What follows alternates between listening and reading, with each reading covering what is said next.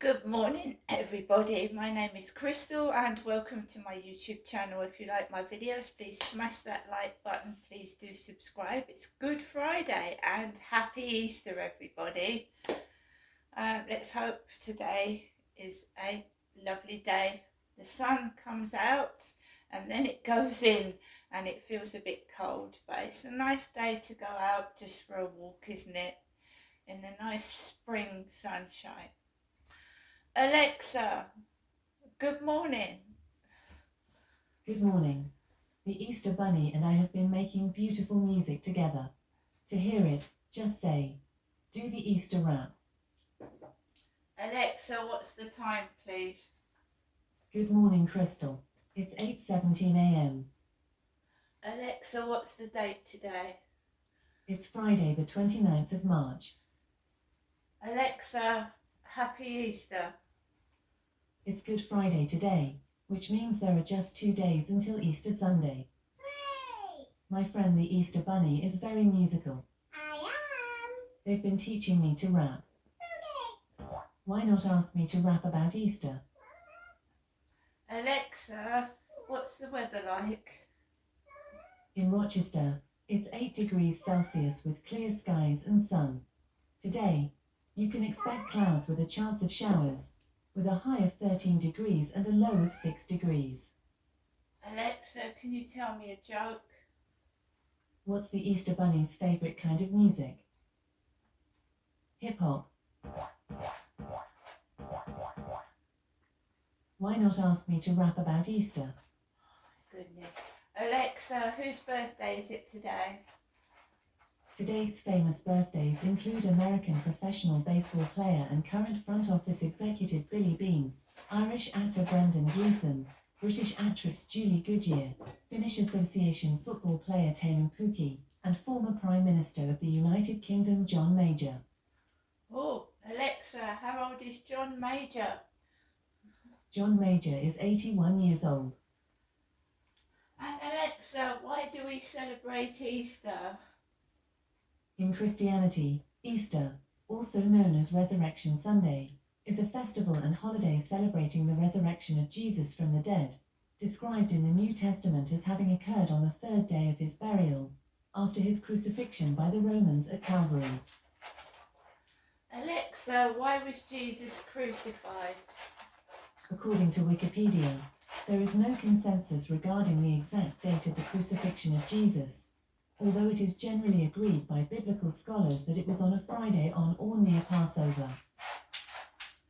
And Alexa, who ordered Jesus to be crucified?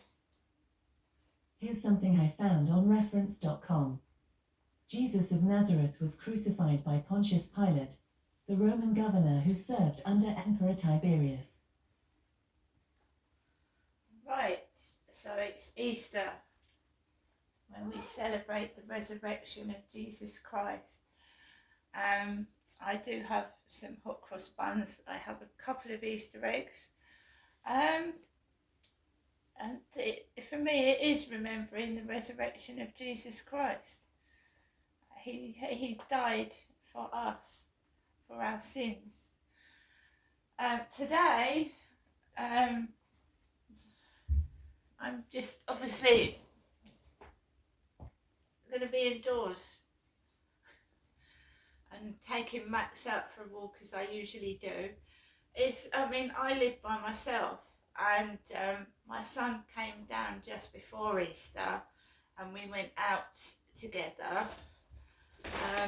I am a single lady, and I've got my pets, and my dog keeps me busy, and so does my maniac cat Harry, and he is a bit of a maniac. He was up about 5:45 this morning. Meow, meow, meow. He's very vocal. And if I don't get up, he's doing something naughty. And you'll find everything all over the floor. If I buy a bag of cat litter, he'll open it and it'll go all over the floor unless I put it out of the way.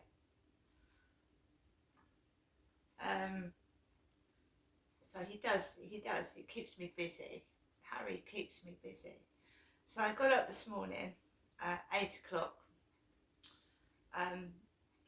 made a cup of coffee. I have to tidy up after my pets. It goes again. And I just do my bits and pieces. I usually put the radio on, listen to that, or I see what's on the television. There'll probably be some film about Christ on the television, or a service, a church service or something like that, so I'll watch that. At my old flat, I probably would have gone to church.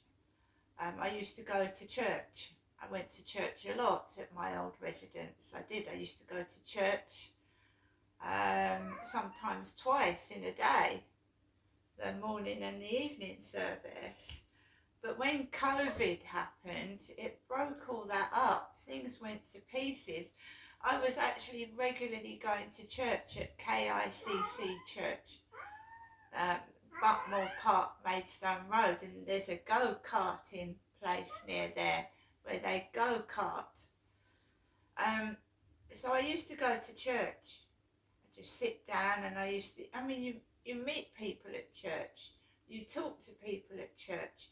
People at church are very Christian and they're very friendly.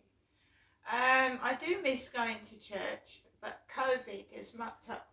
I told you I was before COVID, I was going out. I was getting myself out of my flat. I was going into the Pentagon Centre, which is the shopping centre in Chatham.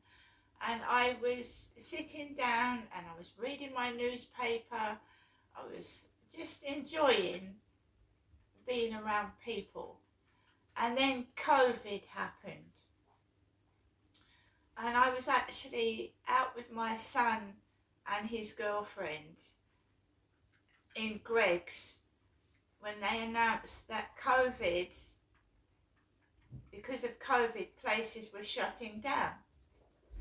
I remember exactly where I was when COVID was announced. I was in Greggs.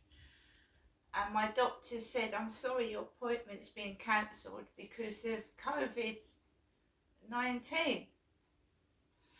So it went all wrong from there for me. I was starting to mix with people. I was starting to go outside. I was going out of my boundaries where I felt uncomfortable and sitting and enjoying life. And then this COVID came about and they started in the Pentagon Centre removing the chairs, removing the benches, cordoning off shops and everything like that. And I couldn't go out anymore. I couldn't read my newspaper in the Pentagon Centre. I couldn't do anything. And I had to sit indoors. I couldn't go to the library, could I? I couldn't go to the library. So the libraries were shut down. And then when I moved here, COVID was starting to gradually come to an end, right? My dad had a COVID funeral where not many people were at his funeral. Then we had to start getting back to the way it was before COVID, and you know, I was wary of going outside. I was wary of mixing people, wary of going in shops, and now I think this is post-COVID, and the world is so different. It's a nasty place to live. It's frightening. That stabbing on a train in London, someone getting onto a train with a really large knife and stabbing someone on a train. The knife crime in London is terrible. It's absolutely frightening just going outside. And it's not just London. They're making out, oh, it's London, it's everywhere. The drugs, the weapons. And somebody was saying that there were that train where that guy was stabbed. People were just sat there watching this chap get stabbed. Just sat there, not doing anything, and watching this bloke. That's what I heard. People were just sat there, not doing anything. I don't know what's happening to this world, but it's not a nice place to live. And I keep myself indoors. I wouldn't even venture out to a gym. I keep fit indoors. Like, there's many fitness videos on YouTube for men and women, elderly, young, middle-aged, and I do exercises in my flat, and I also meditate. And when I have to go outside, it's like it's awful. I went out to the shop yesterday. I felt like I was an alien, that I was different from everybody else, because I get bullied. And I'm a straight female, I'm a woman, and I'm getting comments like I'm a bloke, I'm a transgender person, and I'm a woman. I'm a straight female, and I am scared to sometimes walk up my road to go to the shop. Well, not scared, but the abuse. And I'm a woman. It's because somebody, probably one of my exes, has spread vicious, nasty rumours about me. And when people are not back, or you say you don't want them anymore, or you leave them, sometimes an ex will spread vicious rumours. They will say that his girlfriend or wife is a prostitute and she's easy, and then the partner is in danger of getting, in quotes, raped. So someone's spreading rumours that I'm an old man. And it was disturbing yesterday. I got a message from Dell. Would I like to meet Dell? And my father, Derek, is dead. How do you think I felt yesterday, having to go out of my flat and up to that co-op where somebody is saying, do I want to be with my dad, basically? That's what they're saying. And the police won't do anything about it. They're rendered useless. They're absolutely useless. And they put my council tax bill up, and the police don't do anything for me at all. I pay a portion of my council tax to the Kent Police, who have done absolutely nothing and have blamed me when I have reported crimes, and it's disgusting. They've left me in danger. I'll give you an example, right? Well, I'll give you several examples. I used to ring 999. My father is endangering me and my mother's life, right? The police would come out, they would question my dad, he would turn around and say, oh, it's them, they're giving me stress, it's them. And he actually said to one police officer, my wife's mad and my daughter's giving me stress. And the policeman walked out, and then my dad physically assaulted me after they left. And that's all they used to do. When my dad hit my mum when I was a little girl, I used to witness it, and I was a kid, right? And I kept saying in my head, please listen to my mummy, please listen to my mummy. My dad is hitting my mummy, she's not mad, and then when you go, he's going to beat her, and she's going to start crying. So somebody is telling these police officers not to do their job properly when they visit me or my mother. Why? This has gone on since I was born. It's gone on before I was born because my brother was harmed. So you have to say to yourself, who's telling the police not to do their job properly? Right? My dad's dead now. He can't be questioned. He didn't apologise for what he did and he was allowed to get away with it. And I don't blame my mother for spending the money after years and years of domestic violence. It doesn't bother me.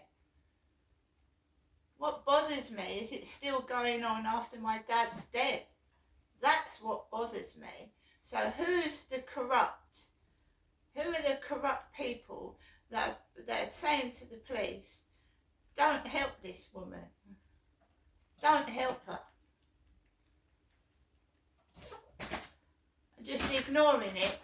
I've had a van almost knock me over. The police have done nothing. Now somebody is saying, I'm Del, do you want to come and meet me? My dad's dead. I have to go outside. I have to ignore it. I have to hold my head up high and say, fuck it. You know, if these people have got any fucking morals or whatever it is they're after, why can't they just come up to me and tell me what their problem is? Yeah, we know it's possibly drugs, drug dealers, drugs. Maybe my dad was involved in fraud, drugs, something underhand, something that despicable that they've covered up. But why should me and my mother suffer for the rest of our lives because of what my dad was involved in? And who allowed him to get away with so many despicable crimes?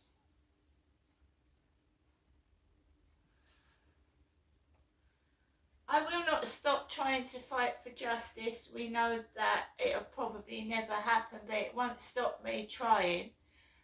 And yeah, I will still keep going outside. I will still be victimised and people saying I'm a bloke or trying to blacken my name, telling people I'm mad and I'm insane. And, I've got proof that the police don't do their job properly. I've got emails telling me that it was an unmarked van when I gave them the number plate and I had a picture of the company van and the number plate that was on the fucking pavement.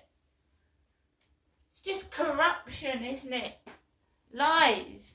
And why should I pay my council tax? Why should I pay it?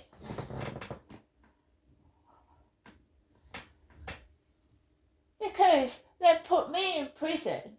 They didn't bother putting my dad in prison that molested me. They didn't bother finding people that punched me in broad daylight. Right? But they put me in prison for not paying my council tax. It's bloody real, isn't it? Isn't it real, this life? Me and my mother are not mad. We're victims of domestic violence and, in quotes, rape that's been hidden. And men keep saying to the police, they're mad. That needs to stop. And how many more women are being raped and abused? And when they go for help from the police, they don't get any. There must be thousands of women that get sexually abused and allegedly, you have to say allegedly raped, especially if the rapist is still alive. How many more women are suffering injustice from corrupt police? How many women get abused in police cells? How many disabled women get abused in police cells because they have a mental health illness?